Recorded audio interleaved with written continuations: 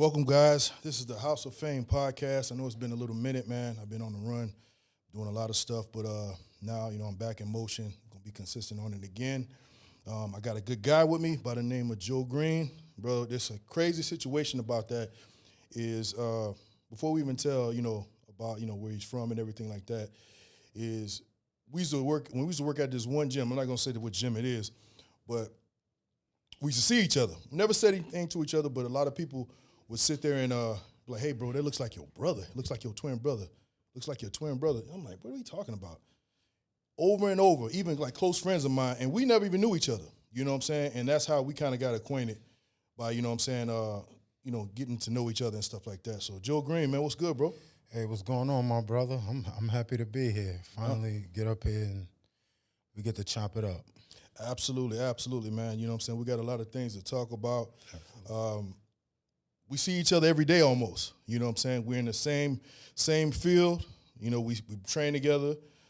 We train far as on the weights and start, getting into the actual boxing world as well. Mm-hmm. Speaking about the boxing world, the thing about this was kind of crazy.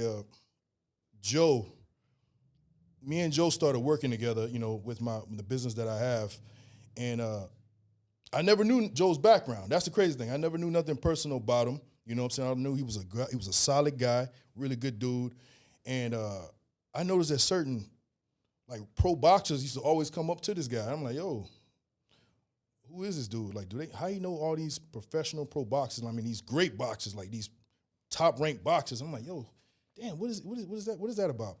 So, me trying to see what's going on, let me Google Joe. I Googled Joe, and this man was a standout pro boxer. Mind you, if I don't want to say if I'm saying the wrong record, it was either 26-1 or 27-1 as a pro boxer. 27-1. 26-1. I was shocked. You know what I'm saying? I'm like, yeah, damn, Joe ain't said nothing about this, dog. You know what I'm saying? I'm like, I never heard it. He never even spoke about this. So Joe, man, tell me a little bit about yourself. Tell me, where you're originally from. I'm originally from Jamaica, New York. Rough place. I mean, just like any other neighborhood. Regular things going on. And yeah, that's childhood. Probably, I was a little sheltered as a kid, I would say. My dad kind of kept me away from the streets and things like that. I mean, I seen what was going on around me, but, and even having your dad at home and having both parents and a strict parent like my dad was, you still could veer off and do, different things or get into different things. But,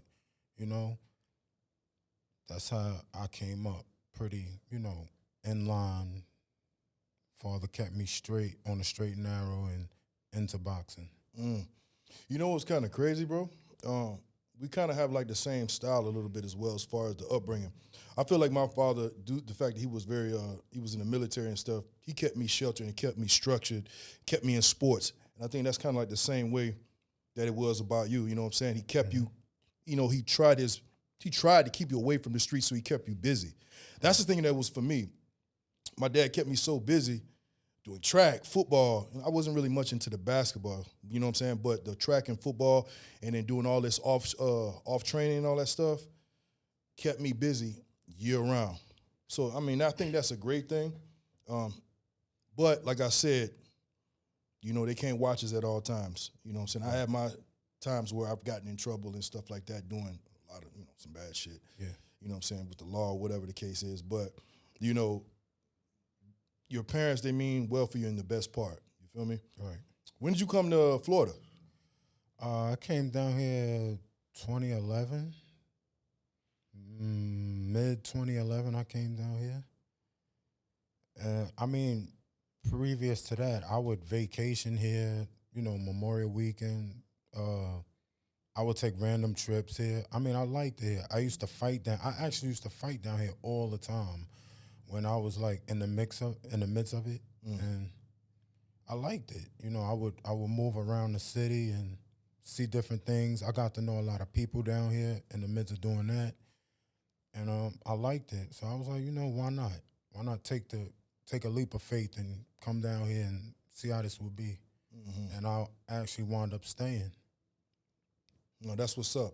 Yeah. The crazy thing is, you know, you already know I'm from Florida, but I moved down to South Florida 2009, I want to say, or 2008, I can't remember, like 2009. So damn, we actually came into South Florida close around the same amount of years, but we never crossed paths till like 3 years ago. And then we knew certain people, you know what I'm saying, that we were both close to at one point. Which is kind of crazy, you know what I'm saying, that in how we never been introduced to those people, but, you know, certain people would tell us, like, hey, you kind of remind me of this dude. Right. I'm like, who is this dude you talking about, bro? Like, you know what I'm saying? Right. And I'm pretty sure you was the same way, too. It's like, what are you talking about? I don't even know this dude. How you gonna even know? You know what I'm saying? Right. So, you know, the great thing about, you know, meeting you, Joe, is like, you know what I'm saying, you know, iron sharpens iron, you know what I'm saying? Absolutely. You know what I'm saying? And I feel like that's where we kind of click. We kind of got the same mentality, different aspects, you know what I'm saying? But we kind of got a certain goal, and we got an objective that we're trying to get to, you know what I'm saying? Right. So, you know, you coming along and, you know, you being a part of my squad was a gift itself, dog, because, like I said, at the end of the day, I'm very selective. You know how I move, you know what I'm saying? I don't really let people close in my realm, in my circle, you know what I'm saying, with people that we network and we make our moves with, you know what I'm saying, as far as business, you know. So, you know, it's a great asset to have you a part of it. Absolutely. I remember we trained a few times in the ring, you know what I'm saying, hitting the pads and stuff like that. I wanted you to tell me, because you have such a great fucking record, dog, you know what I'm saying? And I was always curious, like, damn, dog, I wonder what made him just want to just stop. You know what I'm saying? I'm like, damn, 26-1, you know, that's a great fucking record, bro. There's great fucking fighters, you know what I'm saying, pro fighters that didn't even get the record that you have, you know what I'm saying? Right. You know, I want to know, you know what I'm saying, how you got into that boxing world and how you decided to get out. Because it seems like, you know, everybody takes wins and losses, you know what I'm saying? But for you to take, I want to know, by you taking that loss, did you stop with that one loss, or that you had a loss and you had some W's afterwards? That's the one part I really had a question about. I mean, I'll start from the beginning. I mean, my dad got me kind of into boxing because of my uncle Terrence. He was a big part of why I started as well. And they would take me to the gym all the time. I mean, I had to been like 4 or 5 years old, and I would just come to the gym, hitting the bag. I would never want to leave, and I would come home and still be doing the same thing. So, you know, they say, hey, why not put him in it? Let's test him out. And I got in a ring with a kid that was already fighting, and I mean, I was in there with him, 5 years old. First time sparring ever, and I was, you know, I had the heart. So they was like, hey, why not? Let's see where this goes. And that's kind of where it started, you know. I mean, my father had a love for Mike Tyson and, you know, Roy Jones, and I liked Roy Jones coming up. That was actually one of my favorite fighters. Yeah. One of my favorite, like, you know, and that's kind of where it started at. And, you know, to compete at a young age, I think the age limit was like 8 years old. So I got my official like license at 8 years old to compete in tournaments and stuff, and that's like where it started, and I didn't stop ever since, you know. Damn, bro. So you started at 5 years old. Yeah. That's crazy. That's the same. That's like the same age that Gervonta Davis started. Yeah. Gervonta Davis started. That's crazy. So I feel like boxing is worldwide, but I feel like it's more of a culture in New York. Yeah. Because I remember growing up in the 80s. I mean, I feel like it's different now. Because I remember when growing up in the 80s, most of like the best fighters, I'm not gonna say fighters, the best boxers was coming out of New York. You know what I'm saying? We didn't have you wouldn't hear about somebody all the way in fucking Europe and another person all the way in, I don't know, it could be Australia, whatever, wherever it is. Right. You never knew that. You know what I'm saying? Everybody was just home base, whether it was New York or somewhere else in the United States. 'Cause I think boxing was dominated. You know what I'm saying? Now it's spread out. Now they got like the heavyweights. It seems like the heavyweights are more from London or Europe or some shit like that. Right. You know what I'm saying? So that's crazy, dog, how you built yourself up and built that mentality up consistent. Because that's the exact same way I was when I was with football. I started at 5 years old, non-stop, boom, boom, boom, boom, boom, boom, all the way to college. Unfortunately, didn't make it to the pros, but I know how it builds that mentality and it starts to become a part of you, you know what I'm saying? Right. How was the training with that? Because I know we spoke a few times before while we worked out, and I already know how intense just hitting the pads, so I know there's more to that shit. How was the training, far as, in boxing, when you're just training off season or whatever to all the way till you got a fight coming up? I mean, in boxing, there's really no on and off season. It's at any time. You could get a call, just like with, in the protective field. You get a call at any time, and that's just how it is. So you kind of got to always stay ready. I mean, they give you a good time to prepare and, lose weight and get in good shape, but a call could come at any time. And that's the beauty of boxing. Hey, you want to fight him? Hey, you want to do this? You want to do that? But I mean, it was kind of harder as an amateur boxer coming up, because it's like, you fighting for like a whole week.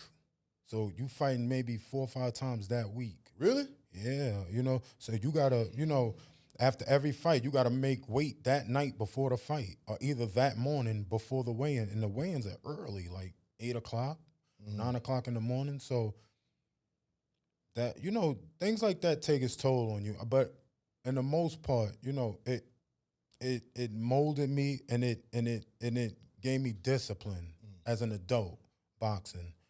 I could say that. It gave me discipline, and, I know certain things and easier ways to do things from that, so. Do you feel that every child should get into some type of structured defensive sport, whether it's boxing, MMA, you know what I'm saying, something physical, not sports far as football and all that stuff like that. I'm talking about far as boxing, MMA, and all that stuff like that. The reason why I'm asking you that is because do you think that it builds a structure in where someone mentally, will always defend themselves? They would never really fear anybody. Because I know my boy told me, same thing with you. He was in MMA. You know what I'm saying? He was doing Brazilian Jiu-Jitsu and Muay Thai and all that stuff like that at a young age. And he used to tell me when he was younger, they used to put him against older kids that's bigger than him, faster than him, and all that stuff like that. And he said he came from he's too big, he's hitting too hard, you know what I'm saying, as that came to where it became normal. You know what I'm saying? It became normal to him. So when he got into, unfortunately, if he got into like a real situation in the streets, he didn't see none of that. You know what I'm saying? He didn't see none of the size and all that stuff like that, because he's already mentally set himself up to, he know what it's going to be like to go against someone that's bigger, stronger, hit harder and all that stuff like that. He knows that, mentally. And I think that's how a lot of people are not set up, you know what I'm saying, far as, growing up, or even when they don't get into any type of physical confrontation. Like, I feel like, as a kid, I feel like you have to get into some type of physical confrontation, because when the time comes when you're older and that shit approaches you, you're going to have a fear because you're afraid. You're afraid.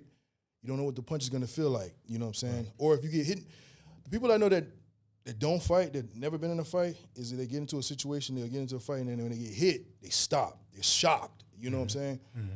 Those ones I see that, they never been hit before. They never got hit in the mouth before. You know what I'm saying? What do you feel about that? I agree. I totally agree. I think every kid should do some sort of physical sport, especially boys, guys growing up. I mean, aside from the discipline it teaches you, it builds confidence and it builds character. I think a lot of kids these days they might look up to the wrong things because they didn't have that figure in their lives that made them man up. Like handle it as a man, not just resort to one other thing that's gonna land you in jail for life or something like that. But I think most boys should get in a sport. I just think so. I think it should be necessary because what it teaches you, it keeps you grounded, disciplined, and also you have something to carry through life with you that you can possibly teach somebody else. So you listen, I got this to fall back on. When if everything else doesn't work out, I got this. Yeah. So yeah, I agree. I think all boys should learn a sport. It gives you heart, confidence, and something to look forward to. I definitely agree with you on the confidence part. You know what I'm saying? As far as doing that, even when my son, he plays football, and I try to put him in. Honestly, it was crazy. My son he's 12 now, right? Okay. My son was 5 years old when he started playing football. I tried to do the same path as I was done. The only thing that was different between me is I was in full contact football at 5 years old, which a lot of people really don't do that, you know what I'm saying? But my son, I didn't do that. I was like, no. I'm not going to get him all beat up and bruised up like that. I said, let's put him in flag so he understands the concept of the rules and everything like that. He didn't understand the rules. He was confused as hell. Some kids adapt. Some people catch on. Some kids don't. So my kid was one of the ones that didn't. You know what I'm saying? So I took him out. I put him in soccer. I said, let me put him in soccer so he could just learn of an activity of being still physical, running. And kids, there's not too many rules in soccer like that. It's not that technical. And then once he got to I think once he got to 9 or 10, I don't know if something clicked to where he just understood the whole game he understood the game of football, studied it. I didn't force him. I think it had a lot to do with the video games. He saw me playing the Madden, and he would want to do things like I do. So I always would beat him in Madden. So my son was the type of person okay, he keeps beating me in Madden. How can I strategize to beat him, to beat my dad? So my son would Google, go on YouTube, study plays, study positions, all that stuff, just to beat me in Madden. Now he can beat me all day in Madden. He translated that to the field. And at first he didn't know how to do it, and I told him how to do it, to translate. I'm like, bro, it's the same thing. It's like, it's you. Now you're in first person view playing, you know what I'm saying? And he transferred it to the field physically, and he's dominating that shit right now. You know what I'm saying? Dominating. And I'm really staying on him, but I'm not abusing him with it because, they got an on-season, off-season. I still let him be a kid. He plays for a really good team that's ranked. It's ranked top in South Florida. I made sure he was on it. I drive 40 minutes just to get him to practice every single day. They got off-season, they got on-season. Right now there's an off-season.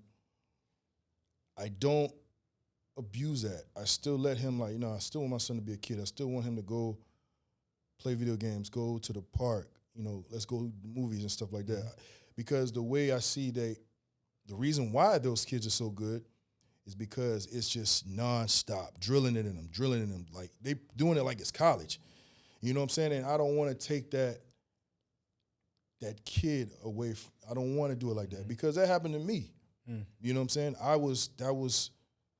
That was taken away from me. You know what I'm saying? I wasn't really able to be like a kid like I wanted to be because I was, no, you're playing football. No, you're playing football. Practice every day, to 8 o'clock at night.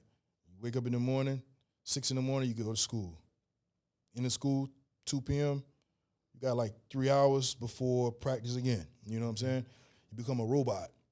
You know what I'm saying? And but like I said, it still worked for me. Right. You know what I'm saying? Mentally, structure, being very organized. That's one thing I gotta admit with that. It built so much structure and being organized and following directions properly. You know what I'm saying? And I was able to apply it to what I'm doing now. You know what I'm saying? So everything helps, even with the football. I mean, even with the boxing with you. Um, God forbid you never had to use that shit. You know what I'm saying? Because everybody talk about like, yo, man, this dude. The crazy thing is that most humblest dude is the most deadliest dude, and that's you. I see people at the gym. Not gonna speak on the gym, but I see people at the gym have this arrogant way about them. You know what I'm saying? But a lot of flaw. You know what I'm saying? Flawed in a lot of ways. You know what I'm saying? I want to know about your training to the fights. How intense was that? I mean, as a kid, I hated it. You know, I'm not gonna lie, I hated it. And just like how you grew up, you get out of school, you go to the gym. Every day the same routine. Even sometime after the gym, we would come home and go over the training we did. But as I got older, I understood better why my dad was so hard on me because of his upbringing. And he was so fearful of me becoming what he's seen going on in the street. Just like we see the things going on with these kids today, and the crazy things they getting into, and the life sentences these kids is getting. And I'm just grateful for that now. As a kid, I hated it. It was just like, why is this guy so hard on me? Why is he doing this to me? Like, damn, what did I do to deserve this? All the kids is roaming free. They outside. They doing what they want to do. And it's like, why me? Why me? Why me? Now I'm old. I understand it. Freedom is not always the best thing, because you could get into things that, could obviously set you in a whole different direction. So now that I'm old, I just understand, and I thank my father for being as hard as he was on me, because he's seen all of this before it even happened, and he was outside when this stuff was happening when he was a kid. You know what I mean? So I kind of understand it better now. But my training as a kid was basically the same. Like you come home from school 3 o'clock, gym for 2 hours, come home, maybe a little bit more, do your homework, do the same thing the next day, And that's how I kind of prepared for fights. It was like little tournaments around the way. That's how I started. Like little tournaments around the way. Then it went from little local tournaments to, national tournament. My first national tournament, I had to been, how old was I? 12. This was the Silver Gloves. In Kansas City. This was actually my first time flying on a plane to Kansas City. And I was nervous. I would always hear about this tournament, but I never competed in it. I mean, you could compete in it at 10 years old, but I didn't until I was 12. And it was like, my friends would go and compete, but I never went. But, finally at 12 years old, I decided to, go and compete in the tournament. And we was all nervous. My mother was nervous. My dad was nervous, because this is my first time away from home. And I'm going to a national tournament, competing against kids all around the nation. So my dad was really nervous, and I was really nervous. And, because you hear like, yeah, these kids are good. This kid is good from here. And, I got there, I was real nervous. I see different kids. It's like, wow, I'm really away from home. And it's like, oh, God. Different coaches? Yeah, it's just like every different coach, every different state. It's just like, oh, man, My first fight, I got in there. I mean, once you get in the ring, the butterflies kind of go away. Oh, yeah. You just prepare for war at that point. Yeah. Like, yo, I'm in here. What's up? What we going to do? Got through the first fight, second fight, third. When I won the tournament, I've never seen that look on my dad's face. I seen when I came back home. He didn't go. He sent me with my uncles to go. And my dad was just priceless, like one of the most priceless moments ever. Like my dad was just so proud. He was crying. My mother, my whole family was at the airport, because it's just like, I was like the family hero. Nobody's ever done that before. So it was just like, heck, he was like, all the hard work I put into my son is paying off, And we knew at that point, like, yeah, this is going to take off. Like, this is what he's going to do. This is what I want to do, So. That's Yeah. amazing. Yeah. That's very amazing. That's very amazing. Yeah, man. What was that turning point for how you went from amateur to pro? Like, how does that happen? I mean, amateurs is kind of like your building block. It's like building your resume. You know, when you got a extensive amateur career, you won national tournaments, you know, that goes on your resume. Promoters look at that like, oh, okay, he got the experience. You know, I mean, it's not guaranteed you'll be good, but it looks good on your resume. It's like having college degrees on a resume for a job that you want to qualify for. So, you know, I had an extensive amateur career, and you know, I was like a hot prospect at the time, and that's how. I mean, I was in newspapers, magazines, everything, and it was just like.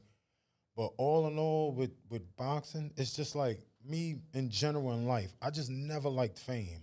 I never liked fame. I never liked too many people around me.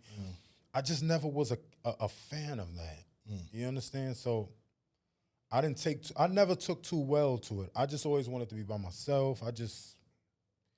Some people called it weird, but it was just like, some people, they just built for the camera. Like, hey, they'll do whatever for the cut. I mean, that's kind of, in this, you know, time we're in now, everybody wants to be in front of a camera, and I just never was into that stuff, you know? I mean, everybody who's around me can see that, and they know that about me. Like, I'm really not a person of trying to gain clout and all of that. It's just never been me. No, I trust me. I already see how you are in the gym. You know what I'm saying? And even like I said, the fact that you never even told me. You know what I'm saying? We hanging out and we working out together, and this whole time it's like I didn't even. This man didn't even discuss and even tell me how much of a great boxer he was. You know what I'm saying? To the point I was bragging that shit to the people I was working with, people that clients of mine, like, yo, you know who this dude is? You know what I'm saying?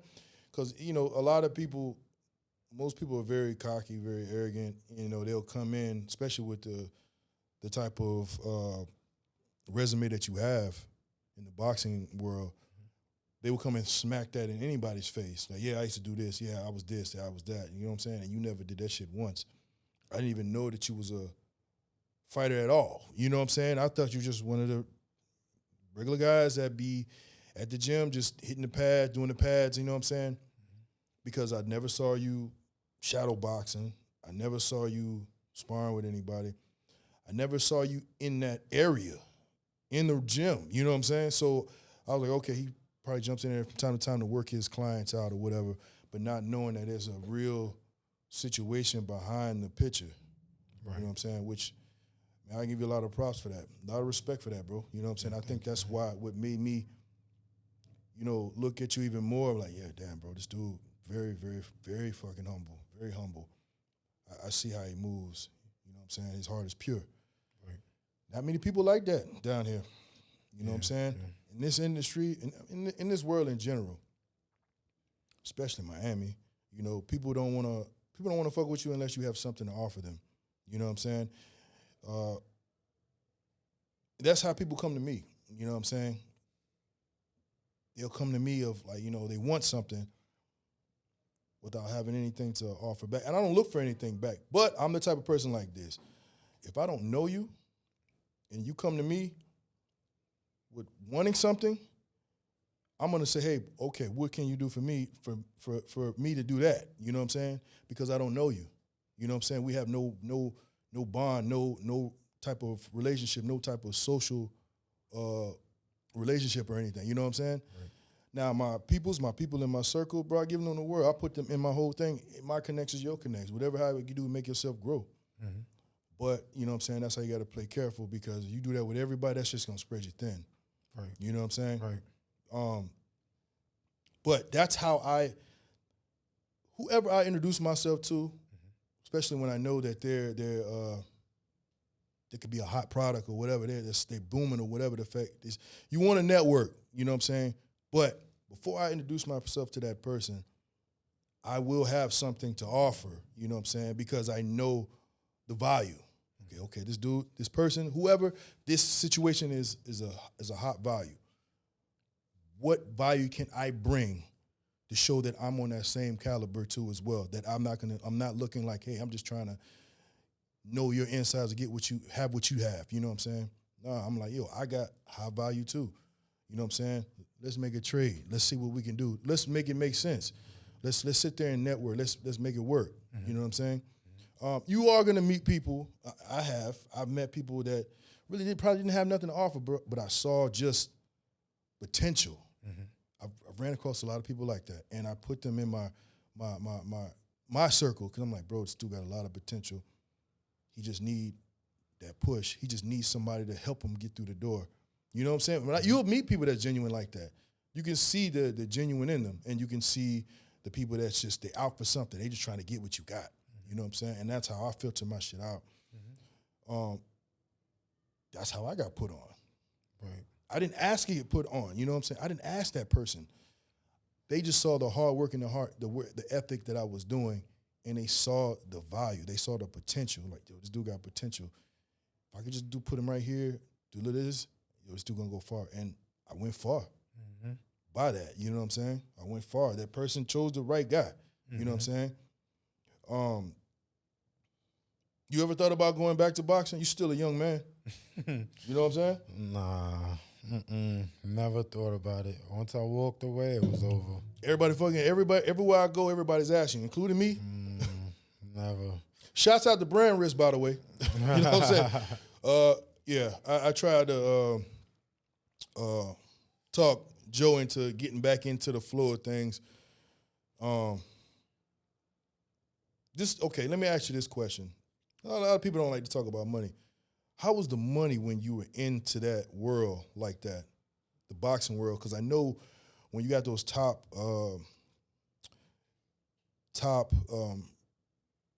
records like that, your numbers start to go up. I see some people that they don't make no money. You know what I'm saying? Like they're not. It's I don't know how it is. It's not panning out for them. I don't know if it's because they just not that they don't have that look or that I don't know, that character, that type of character. Because I know boxing, a lot of people draw to, and I think it's any fighting world, they looking for that person that's a real character, that's talking loud, this, that. They play this, you know what I'm saying? Right. So what do you think about that?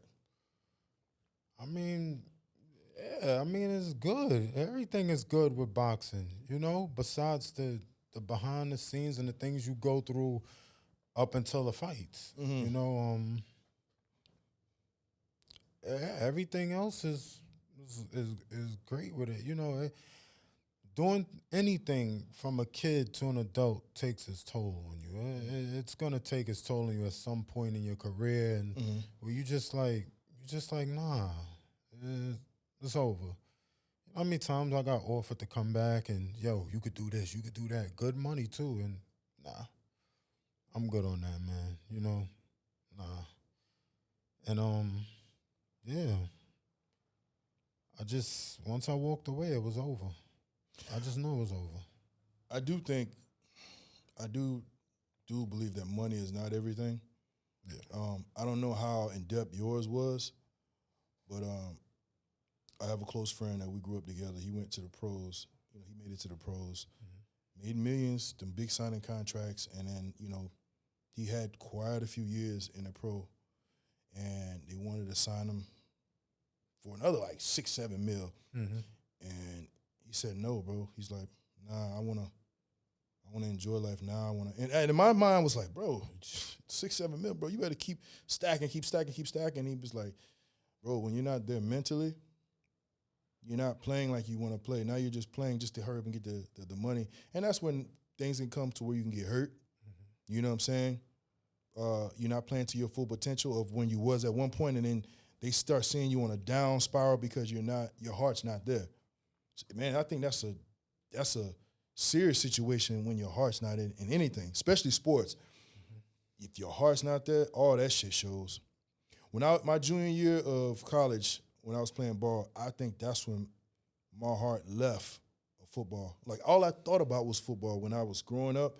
Even when I went to college, bro, I didn't even know what the hell I wanted to major in. I was just picking shit just so I can keep playing on the field.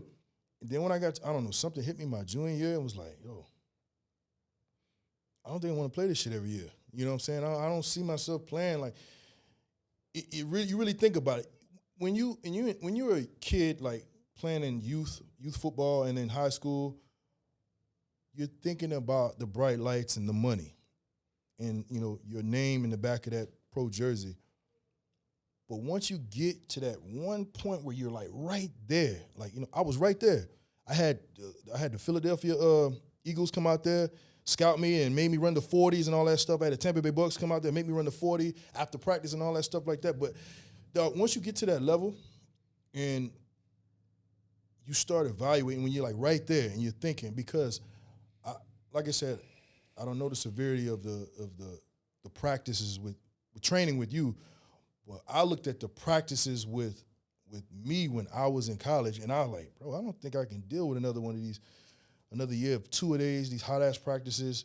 We're in the sun all day. We're not even going home. We're just in the hotel. We sleep, and then we go straight to to working out. Then from the workout to the field. It's hot as fuck. Right after the field, right after practice, then we're running 110s. That's the whole field. You know what I'm saying? Bro, it becomes mentally exhausting. And then I noticed that once you get to college, and I know when you get to pros, you're never 100% healthy no more. You're always going to be like 70-something% because you don't have time to recover because you're still constantly playing every fucking day. You know what I'm saying? You're still getting beat up, so you start getting these bruises, these injuries that are prolonged.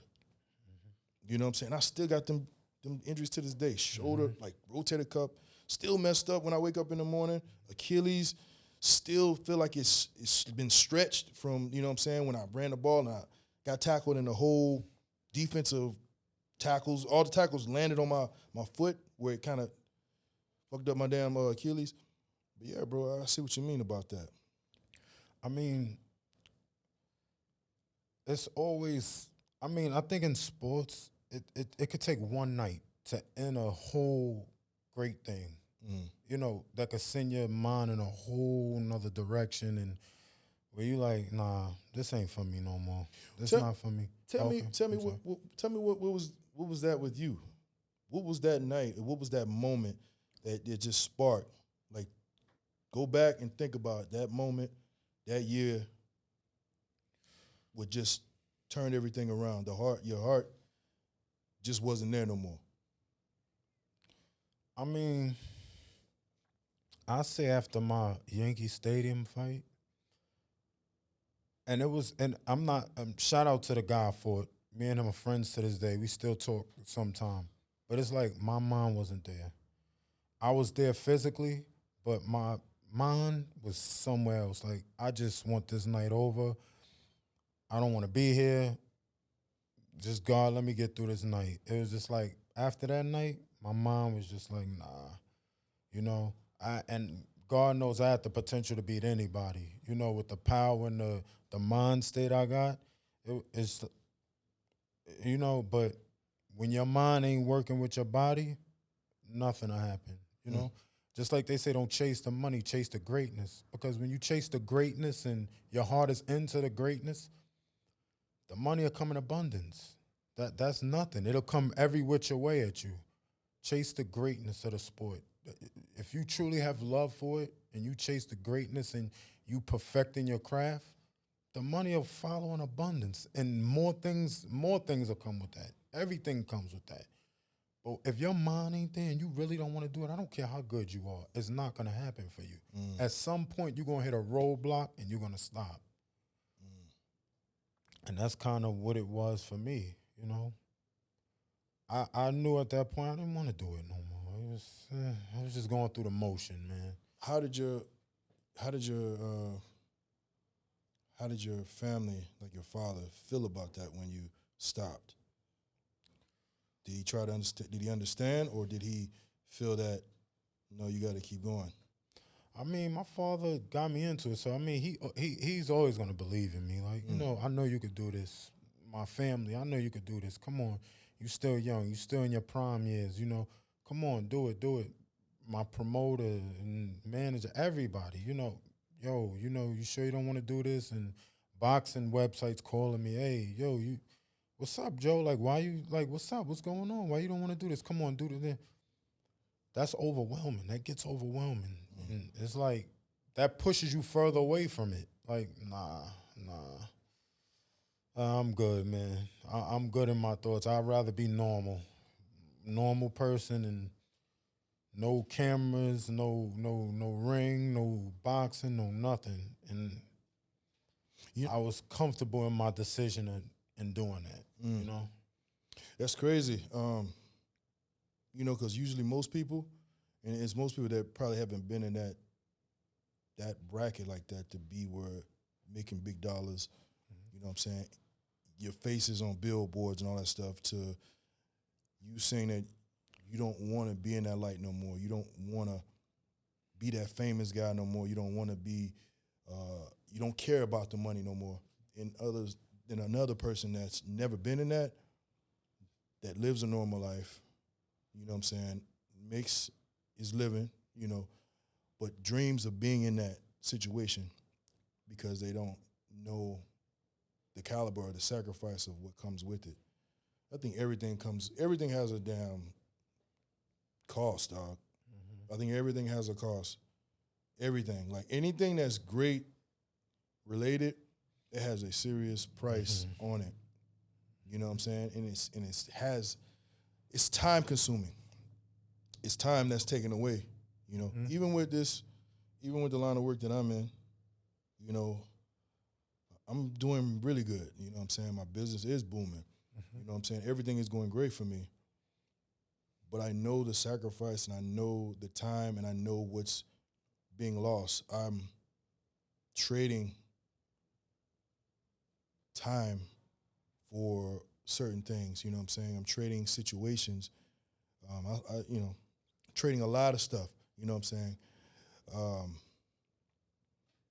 And as far as like anything, whether you want to be an actor, actors be married and then they be gone for 6 months making a movie somewhere in Egypt somewhere, dog. Don't even see their family, they'll go their whole career, 10, 15 years, just gone 6 months, this and that. Yeah, they got they're financially set and they got their family set up, living in Beverly Hills or whatever, but they're missing all those priceless moments. Child being able to walk for the first time,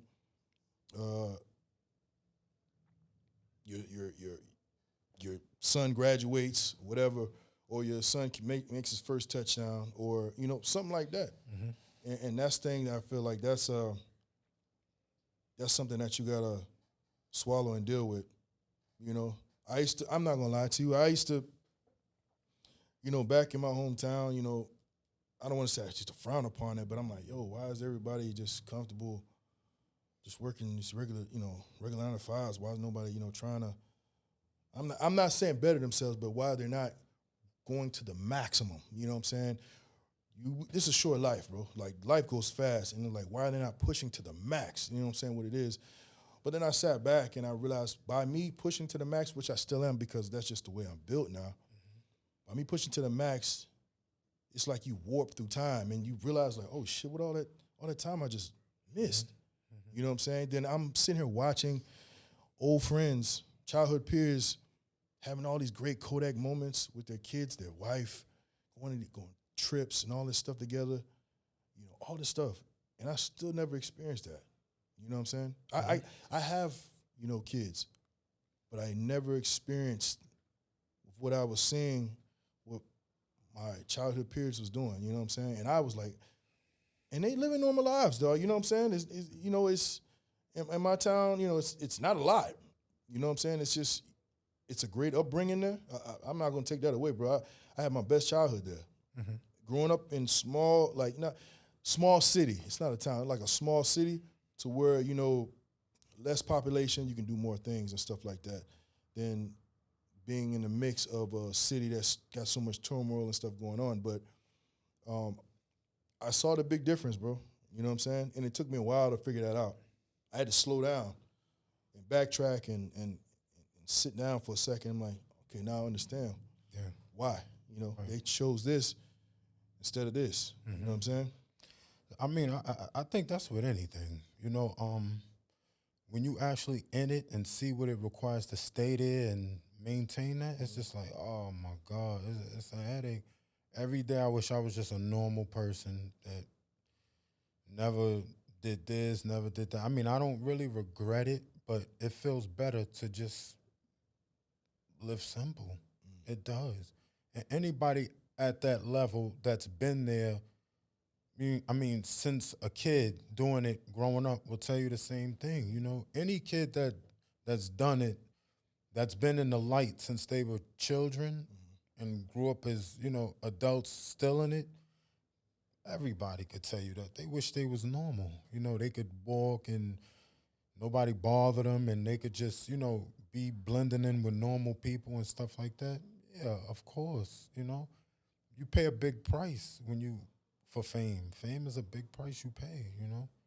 And I mean, I love where I'm at now and the position I'm in now, you know, working with you guys and doing my personal training and stuff like that. I like my life now.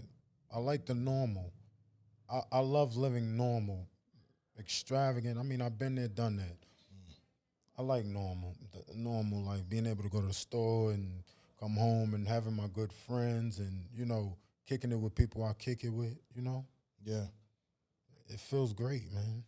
Sometimes I go back to my hometown just to rewind, just to reset. I do it every couple months because I'm so wrapped up in here in Miami that I'll just have a day like, you know what, I'm gonna go back home and come back like the next day and I'm recharged, revived, you know what I'm saying?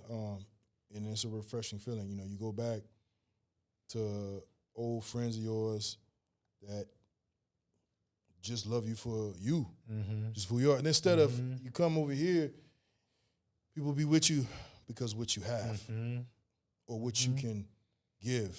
You know what I'm saying? You know, so yeah, bro, I understand that a lot, man. I understand that a lot, man. So you're doing training. You're still training people in boxing, and you do personal training too as well. Yes. Okay. Yes. I love it, man.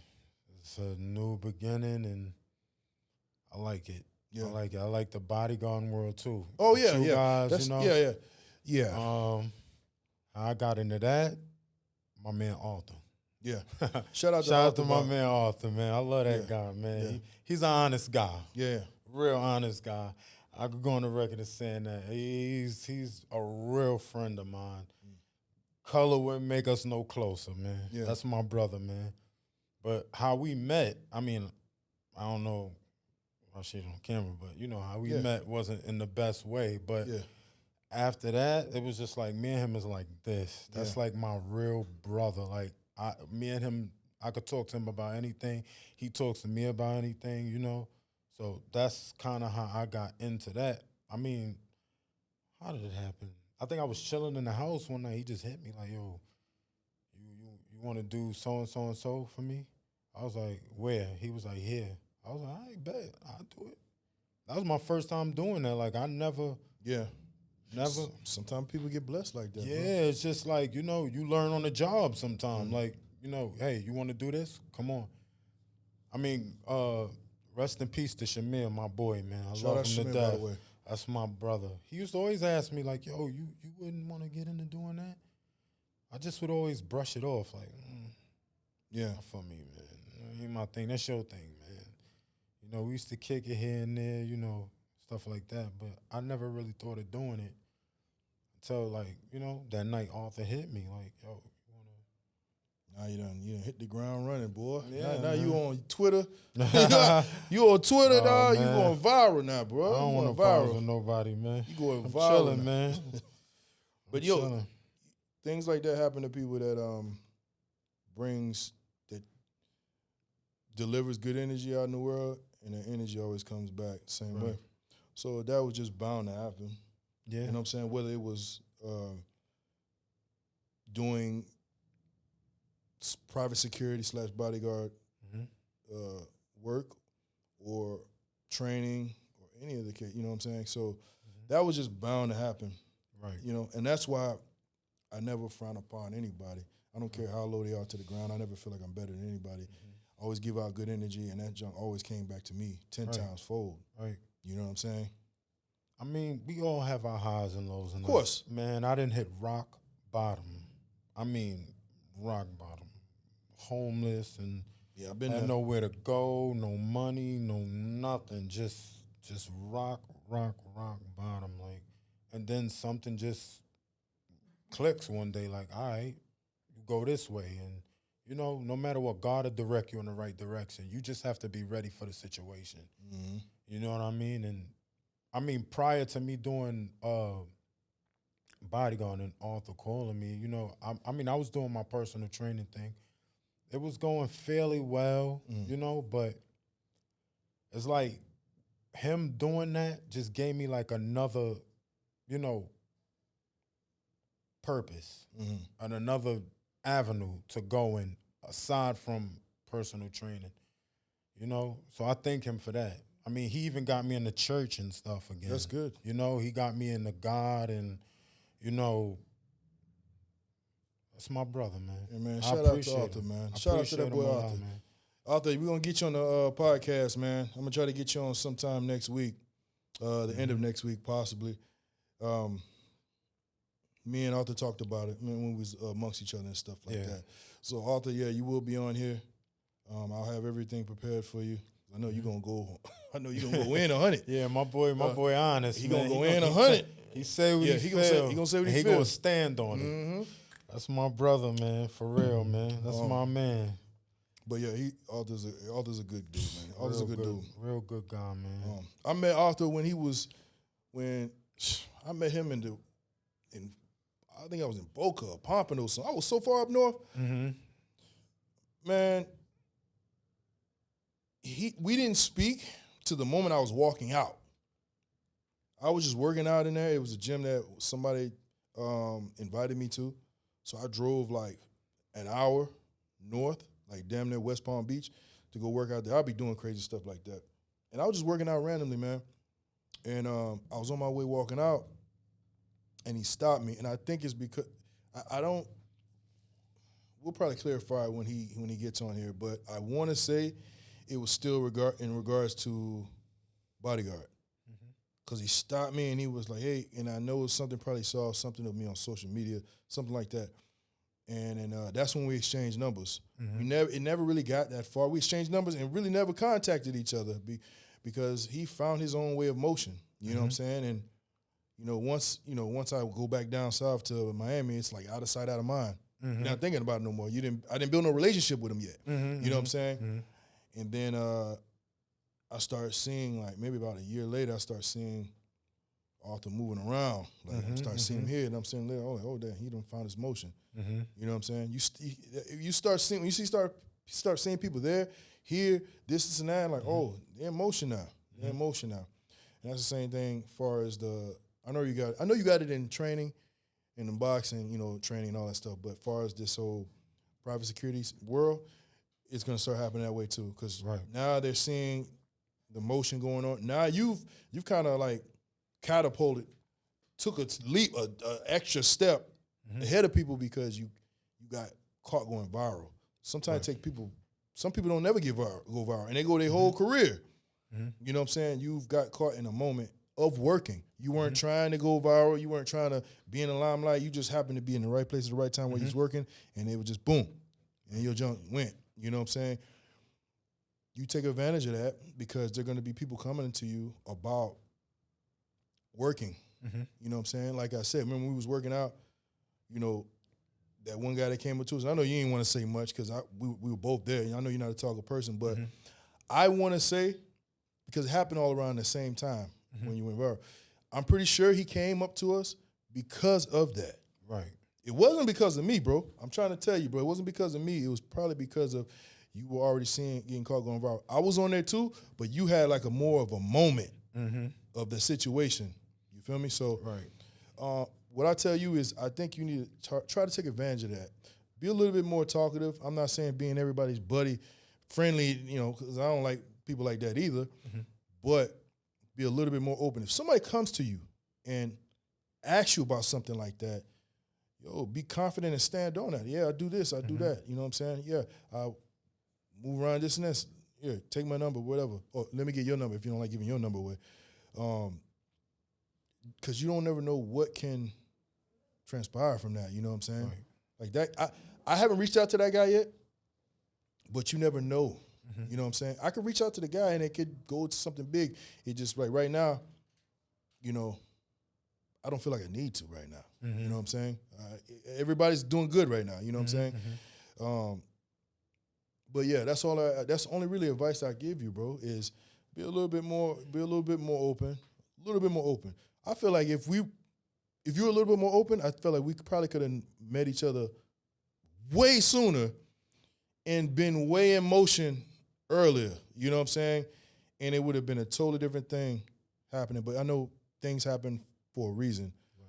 But it could have been something different. Like, you know what I'm saying? Right now, the train is moving now. Right. You know what I'm saying? But that train could have been going full blast right now. You know what I'm saying? I mean, it's a part of how I came up, where I grew up, you know, how people are.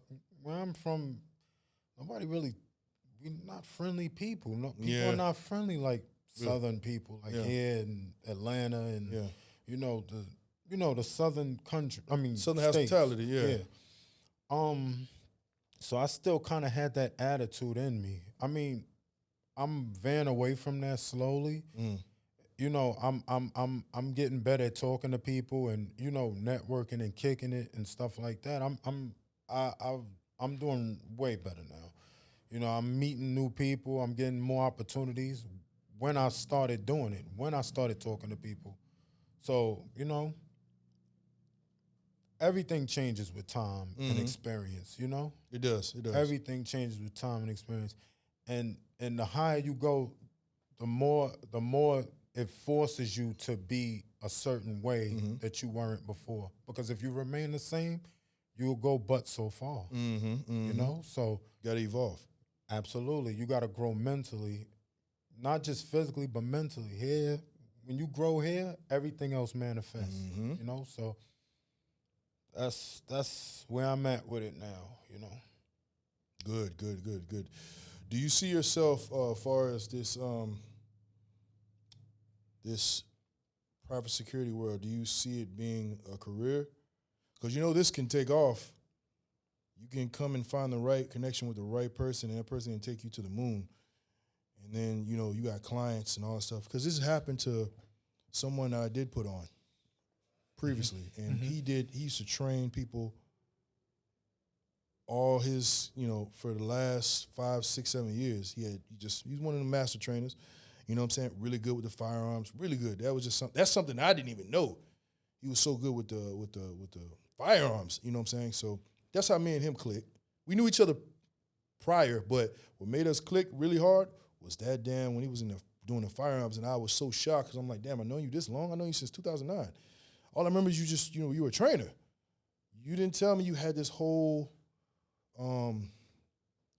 situation that you knew how to do all this stuff. You had this gift. You know what I'm saying? And I'm like, bro, you need to use that, utilize that. You know what I'm saying? Use it for something. You know, and that's when we sat down and I brought him, and now he's like, boom, he's in New York right now. He's in New York right now with a client. And I put him with that client because I work with that client. This is the thing about me, because I know some people, they may get like feel some type of way. If I put this person on, I don't put that person on.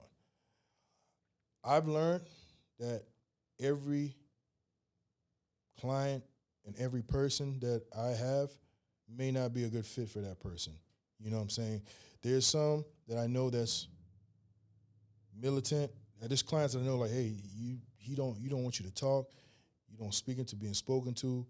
You know what I'm saying? He may not even look at you. You know what I'm saying? He's that type of. There's clients out there that's like that, and I've had people that I put them on, and they took offense to that. And I'm like, bro, this is how he is. He does that to me. This is a job. You can't think that you're going to come in a same situation. You may have a client that's you're cool. You have a great relationship. You love that client. You know what I'm saying? you know you still work for that client though, right? You know what I'm saying? But you have this bond. Then you're gonna come across another client, he don't want that bond. He wants you to know, like, yo, you came here for a job, this is what you're supposed to do.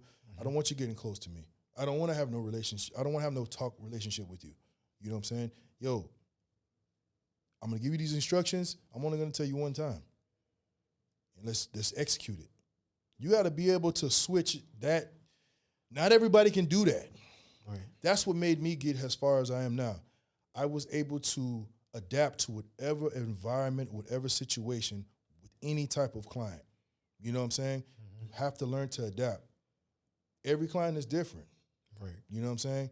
Some people, I don't want to say that they're one-minded, like some, security guys. I'm not gonna say they're one-minded, but I feel like the ones that get offended that a client could be acting like this towards them, they're taking that shit offensive. I'm like, bro, this is how this person is. Mm-hmm.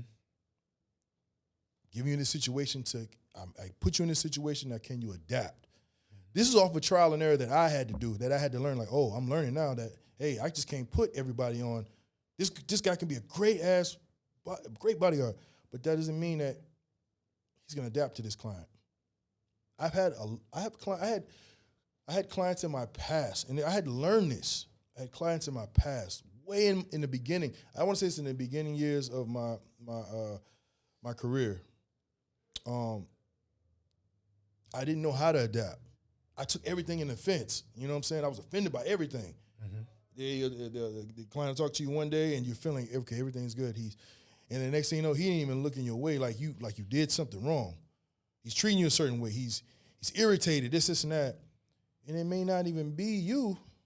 It's just whatever he's going through, and that's when you got to learn to adapt to whatever it is.